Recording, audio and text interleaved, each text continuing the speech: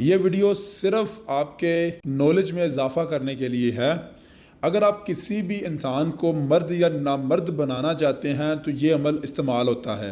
आपको अमल बताने का मकसद यही है कि आपको पता हो कि लोग आपके ऊपर किस किस्म का अमल कर सकते हैं। अगर कोई चाहता है कि फ़लाँ मर्द नामर्द हो जाए और फ़लाँ औरत हामला ना हो सके, यानी बच्चा ना पैदा कर सके, तो उन दोनों का रेशमी कपड़े के साथ एक पुतला बना ले, यानी एक एक पुतला बना ले। उस पुतले के अंदर, उन दोनों पुतलों के अंदर ये तवीज़ बनाकर आप रख दें और किसी काली स्याह मछली के साथ साथ कांटे ले लें, यानी 14 कांटे ले लें। उस 14 कांटों के ऊपर जो स्क्रीन के ऊपर आपको मंत्र नज़र आ रहा है, वो मंत्र 7 मरतबा पढ़ें। पढ़कर दोनों पुतलों के अंदर एक ऐसे एक एक करके चुभाते जाएं।